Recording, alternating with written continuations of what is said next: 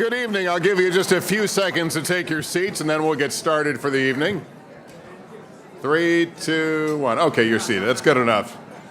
Thank you. Thank you for being here. We've got a very special evening planned ahead of us, rich and inspiring night of celebrating the best of press freedom as we honor those who have dedicated their careers to standing tall in its practice and in its defense. I think maybe I'll anchor the news tomorrow with the sound of clinking glasses. That'll be my new open. Clink, clink, good evening. Tonight we recognize the achievements of Eve Burton and the Office of General Counsel at Hearst.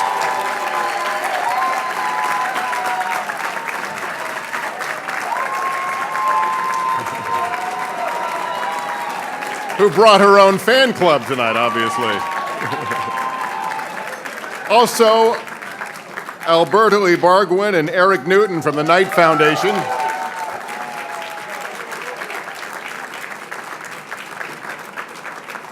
And my friend and colleague, Tom Brokaw, who I'll talk about a little bit later, but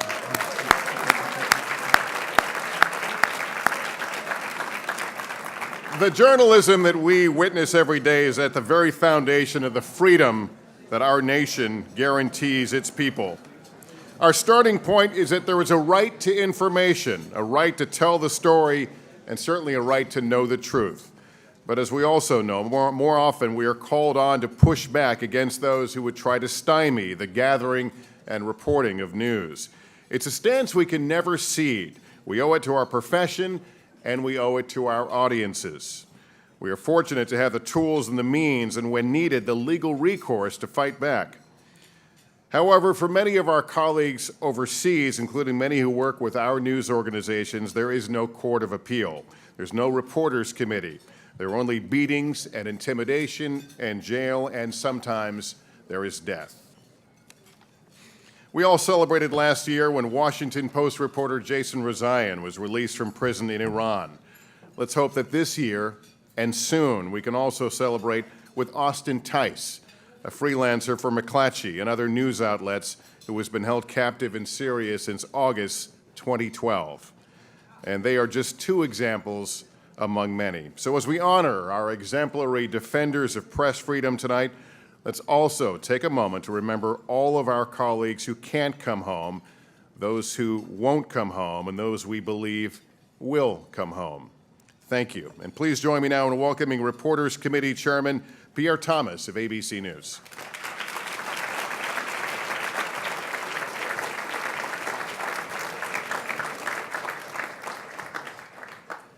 Thank you, Lester, and thank you for being here tonight. Tonight is a celebration of journalism and those who work to protect it. It's a special evening and one that we here at the Reporters Committee don't take for granted. We really appreciate each and every one of you who came to celebrate this evening. We're so proud and honored by the special people we will be recognizing tonight. You're all giants, extraordinary at what you do. It's because of you I can proudly announce that this is the most successful fundraising dinner in our history, approaching $1 million.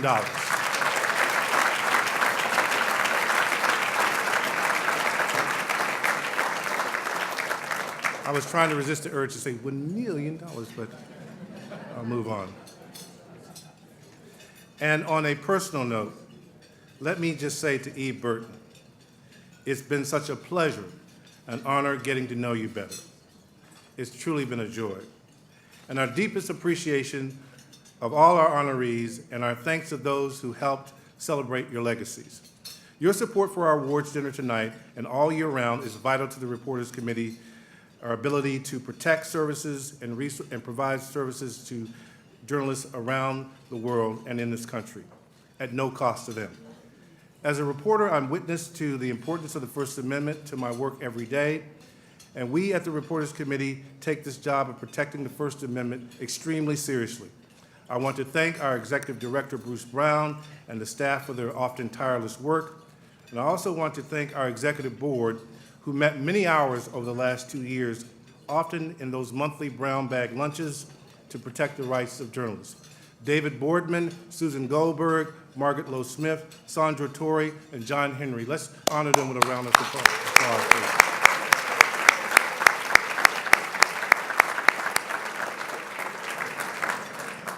As chairman of the Reporters Committee, I've come to appreciate the broader scope of press freedom issues affecting our colleagues and how important it is to protect those rights. Unfortunately, in an age of ever-tightening budgets, our resources don't often allow us to deal with the legal costs associated with protecting these rights. This makes the work of the Reporters Committee increasingly more important to preserving press freedom in the United States. Earlier in my remarks, I talked about how this was the most successful dinner ever. And we have one more item that will cap off our efforts. It involves cartoonists. When it comes to press freedom, we often think of reporters and photographers and their production teams. But I would encourage you, though, to also think of the cartoonists, whose work often puts them in the line of fire, literally and figuratively. 21 of our nation's leading cartoonists have donated their artwork for a silent auction tonight, benefiting the work of the Reporters Committee. During the reception, you had a chance to view and bid on 24 creative, some might say subversive, tremendously clever works. I'm pleased to tell you that the bidding will remain open until 9 o'clock, which is just about the time we'll be finishing our desserts. We moved the bidding sheets to the hallway just outside the ballroom. Even if you're not bidding, I encourage you to take a look or go online at rcfp.org/auction. And again, special thanks to the steering committee members who worked on this: Chip Box, Sandra Torrey, and Jane Mayer. Now we move on to the rest of our evening, and I would like Lester to come back to introduce our Fred Graham Distinguished Service Award winner.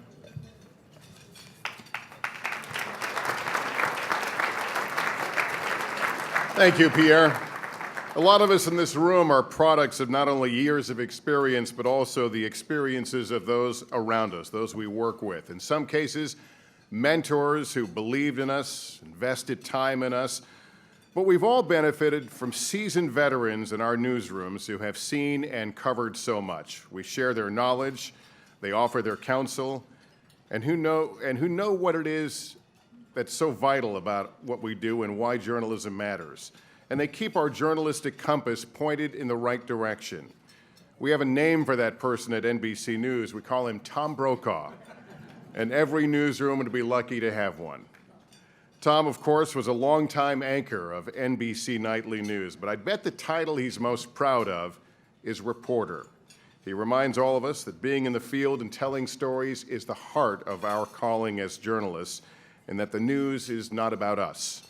At Nightly News, we rely on Tom for his ability to bring clarity and a smart perspective to complicated issues of our time, to cut through the noise. I've certainly relied on his counsel and friendship as I've transitioned into my new role at the network over the last year, and for that I am grateful. Tom is a staunch defender of what we do as journalists and our freedom to pursue the story. I'm grateful that you're celebrating him tonight and his body of work. And before we bring him to the stage to accept his award, let me share a little more about Tom's illustrious career and what he means to all of us. This is Tom Brokaw reporting. I remember watching Tom when I was a teenager. He was covering the White House. Tom Brokaw, NBC News at the White House. And he was a role model even then. Good evening from Tokyo, The Panama Canal. Mogadishu, Somalia. Good evening from Baghdad. We've been through a lot together, through dark days and nights and seasons of hope and joy. Whatever the story, I had only one objective: to get it right. As journalists, our mission, of course, is to shine light in dark places and to be the voice for the voiceless. For us, we look to the Reporters Committee for Freedom of the Press to keep government accountable and to preserve the principles of free speech and unfettered press as guaranteed by the First Amendment. To be honored by this organization is certainly high praise for any of us who work in it. There is no one better suited for this honor than Tom Brokaw. Good evening, live from the Berlin Wall on the most historic night in this wall's history. Speaking to Tom Brokaw is like taking a history lesson. One of the most historic and significant events of the 20th century. He has been there for so many of the pivotal moments. How many survived out of your boat? 2. The great floods of 1993 are beginning to look like a war zone. Tonight, America is at war with terrorists after a stunning series of attacks today. Every time I sit down and have an informal conversation with them, I come away with a new lesson about American history, about world history.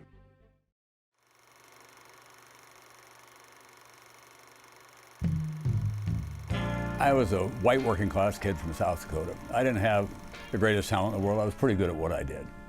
And my life has been one interrupted success story after another. I worked my way from Sioux City, Iowa, to the anchor chair of Nightly News. He was there at the heart of the civil rights movement, Watergate, Tiananmen Square. He's interviewed the Dalai Lama, Mikhail Gorbachev, Nelson Mandela. He has sat down with every president since Richard Nixon.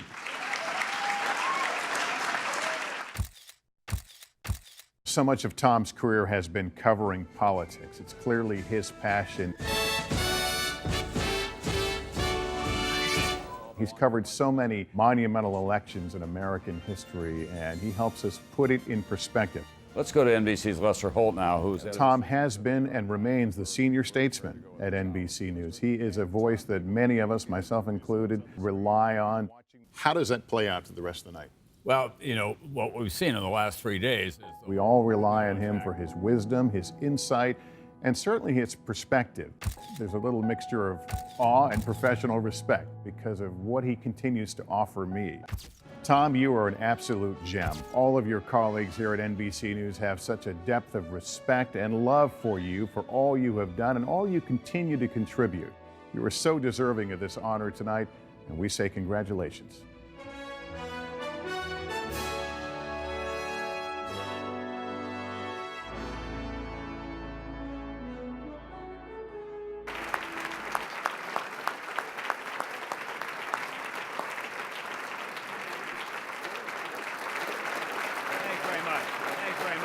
Thank you all very much. Thank you all very much.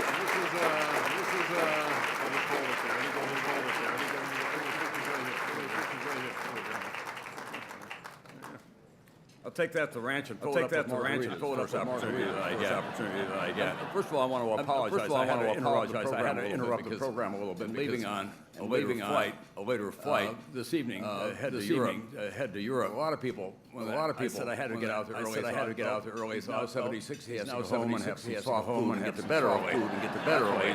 That's why he's doing it. It is quite remarkable to come from a part of the world that I did, from a family that I came from, to watch that. It's a fulfillment of dreams that I might have had when I was 16 or 17. It was pretty bold, but I could not have imagined that the opportunities come my way, and continue to. But at the same time, that I feel that I not just like a lucky guy. I feel privileged. Because I got to be a journalist in this country. Protected by the First Amendment. And I worked with all of you, beginning in Sioux City, Iowa, Atlanta, Los Angeles, and then around the world. Americans take journalism so seriously that it is one of the coveted professions for young people rising up through the ranks. Now we are going through a historic transition. When I began journalism was really a kind of two-part beast. Broadcast journalism, radio and television, and print journalism, newspapers and magazines. Then the world exploded, beginning with Ted Turner and cable television. And stop and think about what we're dealing with now. The digital universe knows no bound. There are real journalists within the digital universe. There are a lot of wannabes, pretenders, and sometimes it's hard to sort them out. There are those journalists. They describe themselves as that. Whose sole purpose in life is to attack and do on a daily basis. To work hard at getting it right. Try to be even-handed and how we cover. These are the ideological missionaries for various parts of the political spectrum, operating under the false guise, in my judgment, of being journalists. But we can't be distracted by them. In this chaotic time of this political season, we have to stay true to our mission. And that mission is to provide the American people every day with a clear, coherent, factual account of what is going on. And from time to time, after you develop some seniority, you can also give them an idea of what the consequences may be if one part or the other begins to prevail. I'm able to do that. Now, but I find myself quickly the target of a lot of derision from those people who call themselves journalists. Sunday after Donald Trump said, I did see thousands of Muslims celebrating in New Jersey. I don't care what anybody else says. I said on Meet the Press. It did not happen. And I felt entitled to say that, not only because I was a reporter who knew what was going on, but I had standing in life. I don't pay a lot of attention to what was said about me on the internet, the blogospheres, but I wanted to show my friends and my family the world in which we're operating. There was this cascade of comments. Brokaw crawled back under the rock. You don't know what you're talking about. So the pursuit of the truth, the pursuit of facts now is more complex than it has ever been. And that means that we have to be ever more true to the calling that we each feel here. Now, having said that, I've got to be a little bit because I was at Ole Miss over the weekend for the commencement address, and I opened by saying I was so relieved to be at Ole Miss because if I were giving Alabama, I would have to use smaller words and smaller sentences.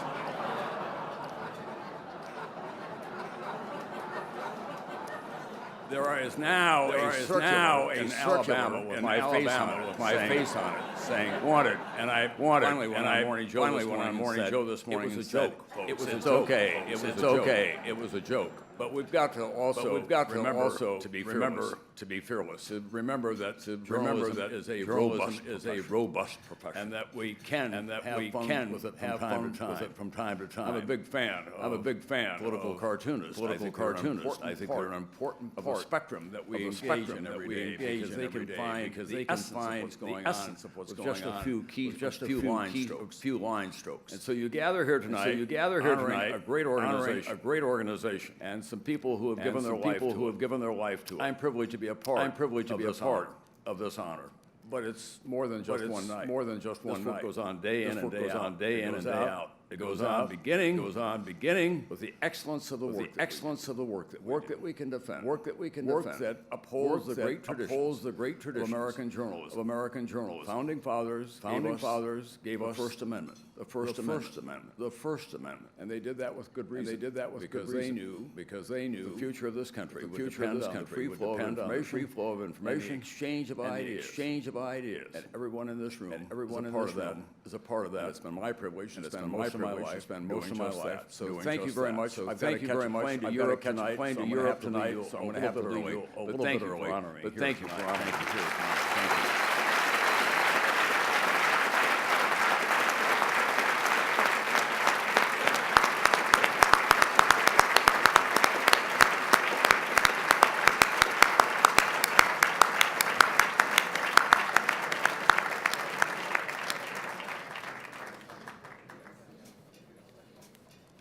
Ladies and gentlemen, please welcome Dinner Chairman and CEO of AOL, Tim Armstrong.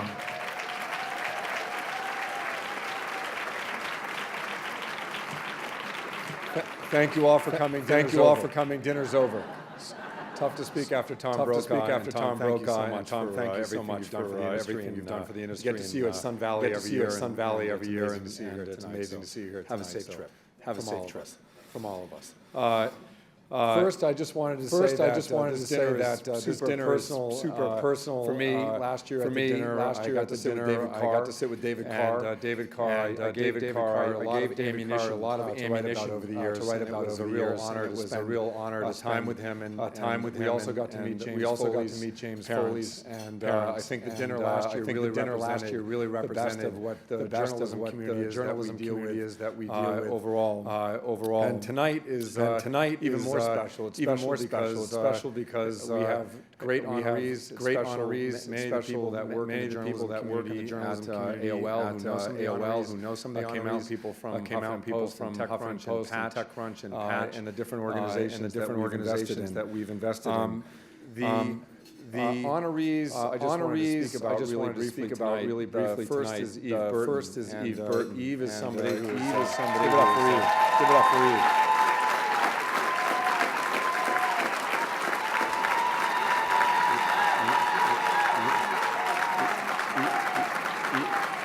We call Eve at AOL when she was on Rosetta Stone of Media.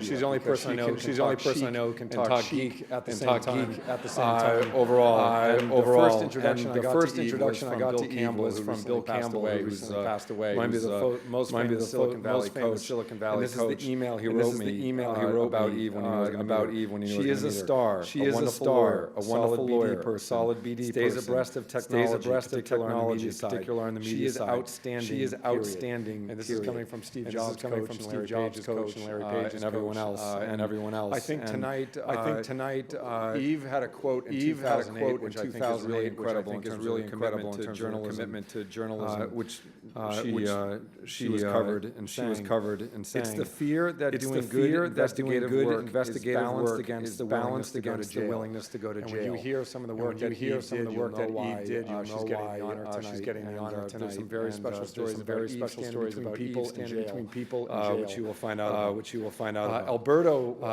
was also on the AOL board. I feel very lucky to be here honoring him as well. And for those of you who don't know, Alberto is the best damn thing to come out of Cuba. Khrushchev's missiles.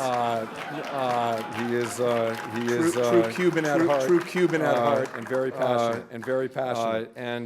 Alberto has probably more hardware than anyone in the room. Maybe Don Graham will be competitive.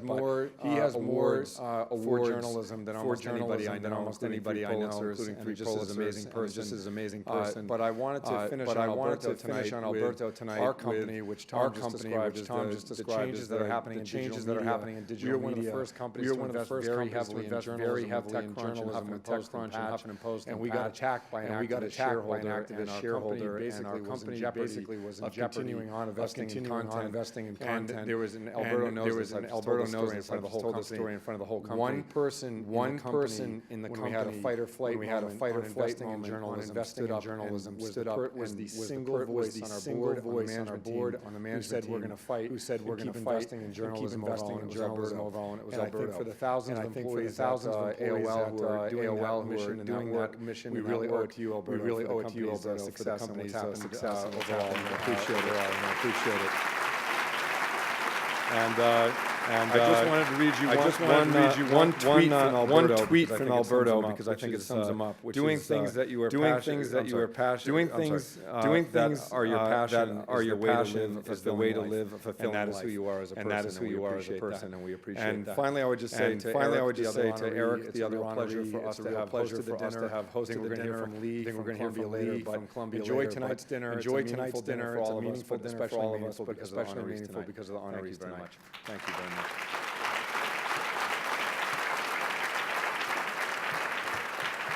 Thank you. And before we dine, remember that bidding in the cartoon auction, which is now in the hallway outside the ballroom at 9 o'clock, just before we begin the second half program. Please enjoy your dinner. We'll be back with you in a little bit.